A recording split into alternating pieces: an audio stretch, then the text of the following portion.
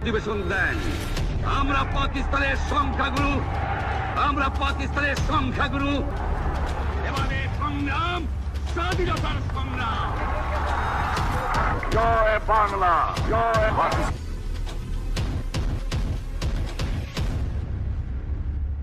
अस्सलामुअलैकुम, मैं हूँ हुदाशमी। आप मुझे मेरे फेसबुक और यूट्यूब चैनल के ऊपर देख रहे हैं। 17 दिसंबर का दिन है आज, बहुत इंपॉर्टेंट डे है। बड़ा एक इम्पॉर्टेंट पॉलिटिकल स्ट्रेटजी होने जा रही है, बड़े कॉन्सिक्वेंसेज होंगे इसके ऊपर बात करेंगे। साथ साथ 16 दिसंबर थी कल, थैंकफुली खैरियत से गुजर गई, क्योंकि हर 16 दिसंबर पाकिस्तान की तारीख में अच्छी नहीं गुजरी है।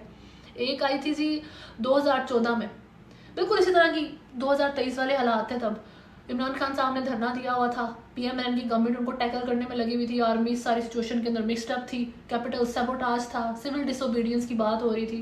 और उस टाइम से टेररिस्ट का अटैक होता है बच्चों के ऊपर, more than 100 casualties, worst terrorist attack in the history of Pakistan. क्या सीखा? कुछ भी नहीं। आज पाकिस्तान में वही पीएमएलएन बैठी पीटीआई को टैकल करने की कोशिश कर रही है, आर्मी सारी सिचुएशन में मिक्सड अप है। 3 दिनों में 2 अटैक हो चुके हैं टेररिस्ट की तरफ से हमारी सिक्योरिटी फोर्सेस के ऊपर, और तब भी हमारी नाअहली रीज़न थी। और इस वक्त जो हम हरकतें कर रहे हैं ना, वो भी हम बिल्कुल नाअहल होने का सबूत दे रहे हैं। दूसरी 16 दिसंबर जो आई थी जी 1971 में, इंडिया पाकिस्तान वॉर, और वो इंडिया हमसे in the best way possible जीता था। 2 मुल्क जब आपस में लड़ते हैं ना, और जो बेस्ट आउटकम हो सकती है एक मुल्क के लिए, वो इंडिया के लिए इस वॉर में हुई थी। और वो विजय दिवस के नाम से इस दिन को मनाते हैं, सेलिब्रेट करते हैं, जैसे करना चाहिए। मोदी ने तकरीर की और कहा जी कि मैं उन सारे ब्रेव सोल्जर्स को खिराज तहसीन पेश करता हूँ जिन्होंने पाकिस्तान को इस लेवल की शिकस्त दी। बांग्लादेश सेपरेट हो गया हमसे उस दिन, और हम उसके लिए क्या करते हैं? कुछ भी नहीं। बिल्कुल उस तरीके से जैसे कश्मीर के बारे में उन्होंने सुप्रीम कोर्ट ने दिया है ना डिसीजन अब इंडिया में, और हमने उसके बारे में ये बात कही कि जी हम मुस्तरद करते हैं इस डिसीजन को इंडिया के। क्या फ़र्क पड़ता है आपके मुस्तरद करने से? कुछ भी नहीं। प्रैक्टिकली आप इंडिया से हारे हुए हैं। ये सारी चीज़ें हैं जहाँ पे जीतने की ज़रूरत है, लेकिन नहीं।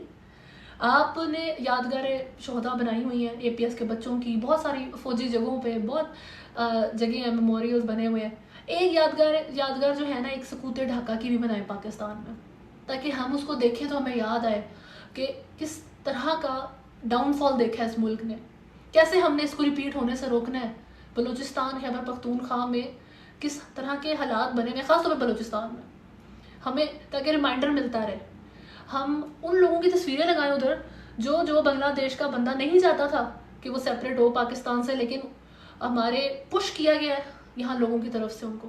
और वो लोग जो हमारी हुकूमत के अंदर हैं उस वक्त थे 1971 में, और हमारी आर्मी के अंदर थे, उनकी तस्वीरें लगाएं ज़रा आप वज़ीर आज़म हाउस में, GHQ में और पार्लियामेंट के अंदर, ताकि आगे आने वाले जितने फ्यूचर लीडर्स हैं ना पाकिस्तान में, एंड ऑफ टाइम्स तक उनको याद रहे कि ये ऐसा नहीं बनना, ये नहीं करना। ये वो लोग हैं जिन्होंने वर्स्ट डे दिखाया था पाकिस्तान और पाकिस्तानियों को। और मेरा दिल करता है कि ना आप बांग्लादेश से ना इस दिन कोई बंदा पाकिस्तान की तरफ से ऑफिशियल कोई बात की जाए, या इन जनरल बात करें, थोड़े से रिलेशन और बिल्ट हों। वो हमारी को वैसे भी राइवल और एनिमी स्टेट नहीं है, लेकिन वो कहते हैं ना कि चाइना फ्रेंड जी दोस्त मुल्क है, अफगान ब्रदर्स, अफगान हमारा ब्रदर स्टेट है। एक्चुअल ब्रदर स्टेट आपकी जो है ना, वो बांग्लादेश है, जो वो लिटरल वर्ड्स में जो सेपरेट कर दी गई थी। लेकिन खैर अभी पाकिस्तान में जी इलेक्शंस हैं, बिल्कुल जलेबी की तरह सीधे हैं जी यहाँ पर इलेक्शंस के दिन। लेकिन हर बंदा चाहता है अंदर की बात क्या है जी, अंदर की बात पता जो है ना लगनी चाहिए, इसकी क्यूरोसिटी है हर एक को। और अंदर की सबसे ज़्यादा बात आपको पता है क्या है? कि अंदर की बात किसी को नहीं पता। Nobody knows anything. कुछ चीज़ों के अलावा इन्फॉर्मेशन ज़्यादा किसी को नहीं है। जैसे अभी मैं रिसेंटली एक वीडियो देख रही थी इमरान खान के बारे में, बहुत ही मॉरली रॉन्ग किस्म की इन्फॉर्मेशन दी हुई थी कि जी ये एक्टिविटीज़ इस वक्त इमरान खान जेल के अंदर कर रहे हैं। कोई उसकी लेजिट ग्राउंड्स नहीं है उस बात को करने का, कोई प्रूफ नहीं है, कोई सर पैर नहीं है, लेकिन बहुत सारे व्यूज़ और बहुत कॉन्फिडेंस से बात हो रही है। ये फॉल्स प्रोपोगेंडे करके वही जो कौन सा बंदा आपको बुरा लगता है उसके बारे में जो दिल करे बोलते जाओ, और दैट्स इट। ये तो हाल है। लेकिन वही कि कुछ चीज़ें सही होती हैं, लेकिन जिस तरह वो इनवॉलेंटरी एक्शंस होते हैं ना, कि लाइक यू ब्रीथ, तो वो हमें आता ही है, हमने सीखने की ज़रूरत नहीं पड़ी कभी ज़िंदगी में। जिस तरह पाकिस्तान की सियासत है और जो हमारी आर्मी का मिजाज है ना, वो कुछ समझ आ गया हुआ 75 सालों के बाद लोगों को। तो इस वक्त पाकिस्तान तहरीक इंसाफ के बारे में जब कहते हैं ना कि ये इलेक्शंस नहीं चाहते जी डिले हो, ये चाहते हैं कि इलेक्शंस किसी तरीके से हम ख़त्म करा दें जी 8 फरवरी वाली डेट, तो वो गलत नहीं है। शहबाज शरीफ कहते हैं दोगली पॉलिसी है, दोगली पॉलिसी ठीक वर्ड सही है बात, लेकिन वो क्या करें। जब इमरान खान को वज़ीर आज़म की पोजीशन से हटाया था तब वो चाहते थे कि इलेक्शंस हों without anyone leading Pakistani people, without anyone asking them to come out. इतनी बड़ी आवाम उस वक्त सड़कों पे निकली थी और उन्होंने इतना कमाल प्रोटेस्ट किया था। बात छोड़ दो थोड़ी देर के लिए उन्होंने किसके लिए किया था। आप एग्री नहीं करते इमरान खान की आइडियोलॉजी से, मैं भी उनकी हर चीज़ से एग्री नहीं करती हूँ, लेकिन वो एक सच में आपको लगता है ना कि हाँ थोड़ी सी जाग गई है कौम। तो उस वक्त वो सच में चाहते थे इलेक्शन करें आप, उसके बाद तक वो चाहते रहे, लेकिन तब नहीं करवाया। फिर आपने इमरान खान को पकड़ा, जेल में डाला, उनकी सारी पार्टी जो है डिस्टेबलाइज कर दी, उनका इवन जो निशान है इंतखाबी वो क्वेश्चन मार्क बना और अब आप कह रहे हैं जी इलेक्शन लड़ो। कैसे लड़े इलेक्शन वो? ये तो एक डेथ सेंटेंस है पाकिस्तान तहरीक इंसाफ के लिए इस वक्त इलेक्शन लड़ना इन हालात में, और जो बना दिए हैं उनके। पीटीआई के मरकजी तर्जुमान मुअज़्ज़म भट्ट एडवोकेट ने जो है जी दरख्वास्त दायर की है पेशावर हाई कोर्ट में कि इंतखाबात को अदलिया की निगरानी में कराया जाए, ताकि उसके अंदर जो है ना कोई धांधली वगैरह का सीन ना क्रिएट हो सके।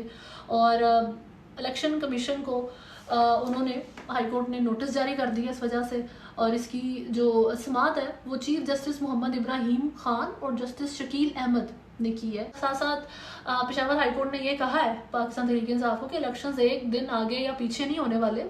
बाकी ये हम देखेंगे कि क्या बनता है कि इलेक्शन को अदलिया उसकी निगरानी करती है कि नहीं।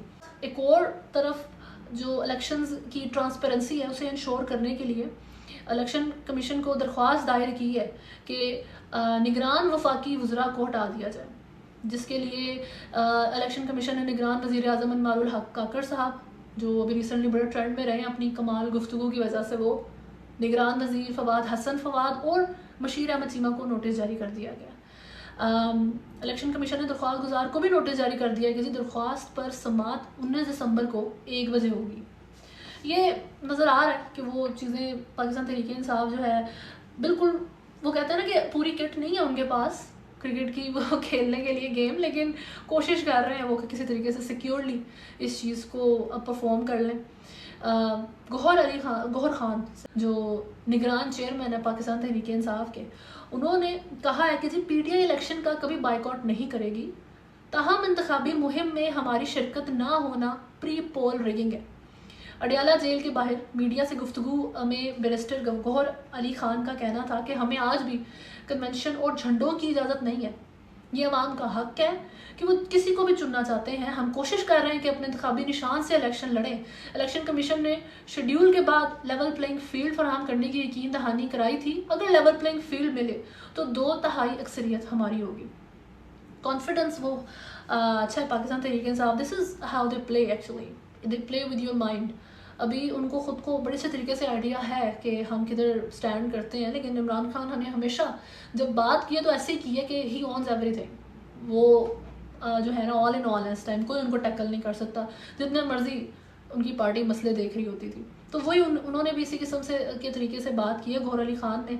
साथ साथ उन्होंने कहा है कि सुप्रीम कोर्ट ने 8 फरवरी को इलेक्शन करवाने का कहकर अच्छा इकदाम किया, मगर हम चाहते हैं कि सुप्रीम कोर्ट आरोज़ अदलिया से रखवा देती। हम इस फैसले से मुतमईन नहीं है। जो वो ब्यूरोक्रेसी की खिदमात ली हुई है ना, वो उससे ओबियसली उन्होंने लाहौर हाई कोर्ट में इसी को चैलेंज किया था ना कि ये हटाएं ब्यूरोक्रेसी की खिदमात के लिए इलेक्शन कमीशन का फैसला। हमने कभी नहीं कहा कि हमें इंसाफ होता हुआ नज़र नहीं आ रहा। हमें जिन केसेस में नुकसान हुआ वो इसलिए हुआ कि वो सुने नहीं जा रहे। उन्होंने कहा है कि जी साबिक चेयरमैन की फैमिली पर मुकदमात बनाकर जेलों में डाला जा रहा है। कोई कंप्रोमाइज़ हो, हमारे वर्कर्स को जेलों में बार बार नज़रबंद करने के मामले को भी देखना चाहिए। पीटीआई वाहिद जमात है जो चाहती है कि जमहूरियत को डीरेल होने से बचाएं। फर्दर ये है कि जी इस्तेकाम पाकिस्तान पार्टी के रहनुमा और साबिक वफाकी वज़ीर फवाद चौधरी की गिरफ्तारी के वारंट चेयरमैन नैब ने जारी किए, जिसके बाद नैब ने उन्हें गिरफ़्तार कर लिया। गिरफ्तार वारंट का जो मतन था वो ये था कि जी फवाद चौधरी को करप्शन केस में गिरफ्तार किया गया है और नैब ने अडियाला जेल से उन्हें अपनी तहवील में ले लिया है। नैब हुकाम उन्हें अदालत में पेश करके उनके रिमांड की इस्तदा करेंगे।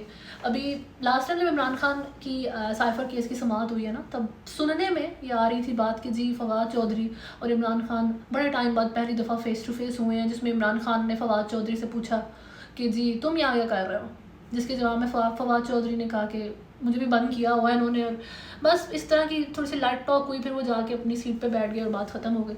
शायद नैब को पता लग गया जी कि ये बात कर रहे थे तो डियाला जेल में इनको सेव नहीं रखना, तो वो उन्हें अपनी तहवील में ले गए उठा के। फर्दर लाहौर में आज मसनूई बारिश की गई है, जिससे आर्टिफिशियल रेन, स्मोक की जो हालत है, जो पोल्यूशन की हालत है, इस time Lahore is the most polluted city in the world. तो ये इकदाम करना पड़ा जी हुकूमत को। मोहसिन नकवी ने कहा है कि मसनूई बारिश में यूएई ने सपोर्ट किया है और हमने इसके ऊपर कोई खसूसी ख़र्चा नहीं किया, इसमें सिर्फ पानी का ख़र्चा हुआ है। स्मोक के ख़ात्मे के लिए अगर हमें ख़र्चा करना भी पड़ता तो हम उससे दरेग ना करते। इसका सेहत पर कोई असर नहीं है मसनूई बारिश का, और अगर होता तो दुबई और अमेरिका जैसे ममालिक ये इस्तेमाल ना करते। अभी जो मैं बात कर रही थी कि जी 17 दिसंबर बड़ा इंपॉर्टेंट डे होने वाला है, वो पीटीआई के बारे में है। इसका मैंने पहले भी बताया था कि जी ई जलसा करने जा रहे हैं, ये पावर शो है इनका ऑनलाइन। ट्विटर के ऊपर भी ट्रेंड चल रहा है, ये आपने देखा होगा कि पाकिस्तान तहरीक इंसाफ का ऑनलाइन पावर शो 17 दिसंबर 9 बजे ट्विटर के ऊपर है, और आप ज्वाइन कर सकते हैं अगर आप चाहें। अगर आप नहीं सपोर्ट करते तो ना करें, सिर्फ देखें बैठ के कि कितने नंबर्स बनते हैं, कितने लोग ज्वाइन करते हैं। और मेरी एक्सपेक्टेशन यही है कि काफ़ी लोग करने वाले हैं। सोशल मीडिया के लिहाज से पाकिस्तान तहरीक इंसाफ के इलेक्शन कराए ना अगर आप तो बगैर किसी इंतखाबी निशान, बगैर किसी चीज़ के उन्होंने फ़ौरन जीत जाना है। तो वही बात कि इसके रिज़ल्ट्स से जो पीटीआई का वोटर है ना, वो जिस तरह पाकिस्तान तहरीक इंसाफ की इस टाइम लीडरशिप स्कैटर्ड है, इस तरह उनका वोटर भी बहुत स्कैटर्ड है। वो थोड़ा सा यूनाइटेड फील करेगा, इसके नंबर्स के अकॉर्डिंग उनका कॉन्फिडेंस लेवल बूस्ट कर जाए, वो हो सकता है।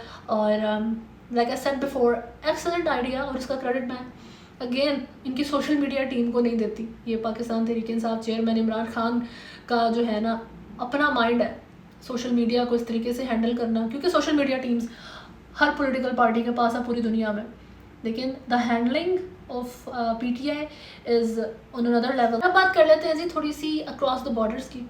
इंडिया के बारे में मैंने एक बहुत इंपॉर्टेंट रिपोर्ट शेयर करनी है आपसे, जो अमेरिका ने पब्लिश की है। सिर्फ तारीफ थोड़ी करनी है हमने जी, उनकी बहुत सारी बेटर रियलिटीज़ है।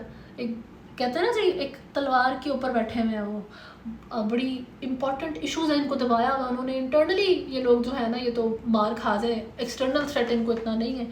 और पाकिस्तान उनसे बहुत बेहतर है बहुत सारी चीज़ों में। अभी बिल्कुल फेंक के रखता है, कोई टेक केयर नहीं करता पाकिस्तान अपनी, ना स्पोर्ट्स ना इकोनॉमी, किसी चीज़ की भी नहीं। और प्रोपेगेंडा गेम पाकिस्तान की है ही नहीं, और इंडिया की आपको पता है कितनी स्ट्रॉन्ग है। And despite all these things we are way better than them in a lot of things. तो खैर, अभी जी मोदी सरकार की जानिब से मजहबी अक़लियतों को निशाना बनाने के वाक़यात पर अमरीकी मजहबी आज़ादी पैनल है जो, उसने यूएस प्रेसिडेंट जो बाइडन इंतज़ामिया से भारत को तशवीशनाक मुल्क करार देने का मुतालबा कर दिया है। अमरीकी मजहबी पैनल का कहना है कि भारत बैरून मुल्क सरगर्म कारकुनों, सहाफ़ियों और वकला को खामोश करने की कोशिश कर रहा है। भारतीय हुकूमत की हालिया कोशिशों से मजहबी आज़ादी को शदीद ख़तरा लाक है। अमरीकी रिपोर्ट में कहा गया है कि मोदी सरकार के बैरून मुल्क मुकीम अक़लियतों को निशाना बनाने वाली धमकी आमेज़ हरबे नज़रअंदाज नहीं किए जा सकते। रिपोर्ट में कहा गया है कि कनाडा में हरदीप सिंह नजर का कत्ल इंतहाई परेशान कुन है, जबकि अमेरिका में जो खालिस्तान तहरीक के सरगर्म रहनुमा Gurpatwant Singh, I am not sure if I am pronouncing it right, उनके कत्ल की जो साजिश हुई है भारतीय, वो इंतहाई परेशान कौन है। इसलिए जी अमरीकी मजहबी पैनल ने जो बाइडन से मुतालबा कर दिया कि अक़लियतों को निशाना बनाने पर भारत को तशवीशनाक मुल्क करार दें। अभी ये अमेरिका के साथ आपको पता ही है कि भारत की जो बड़ी एक आपस में स्ट्रेंड रिलेशन चल रहा है। जो बाइडन ने अपना जो रिपब्लिक डे इंडिया का, उसमें अपना विज़िट कैंसिल कर दिया है। ऑस्ट्रेलियन प्राइम मिनिस्टर आ रहे थे, वो नहीं आ रहे। जापानीज़ प्राइम मिनिस्टर आ रहा था, वो नहीं आ रहे अब। तो ये पता लगता है इससे कि इंटरनेशनल लेवल पर इंडिया अपनी जो पोजीशन है वो काफ़ी हद तक जो है ना वीक कर चुका है। पाकिस्तान को आइसोलेट करना ज़्यादा था, शायद खुद ही आइसोलेट हो जाए। अभी तक इंडिया के आइसोलेट ना होने का रीज़न कोई चीज़ नहीं है सिवाय उनकी बड़ी मार्केट के। 1.4 बिलियन की जो मार्केट है, अ लॉट ऑफ प्रॉफिट फॉर बहुत सारे इन्वेस्टर्स के लिए जो है ये बहुत फ़ायदा देती है। This is the only reason ये अभी तक आइसोलेट नहीं हुए। लेकिन जिस तरह की इनकी ओबियसली हरकतें हैं, कनाडा के साथ इन्होंने जो किया है, फिर अमेरिका में जो उन्होंने किया है, तो उनके पास ऑप्शन नहीं रह जाती, या तो वो अपनी सिक्योरिटी कॉम्प्रोमाइज़ नहीं कर सकते इंडिया के लिए। अभी तक के लिए न्यूज़ में इतना ही है। नेक्स्ट वीडियो तक अपना ख्याल रखें। अल्लाह हाफ़िज़।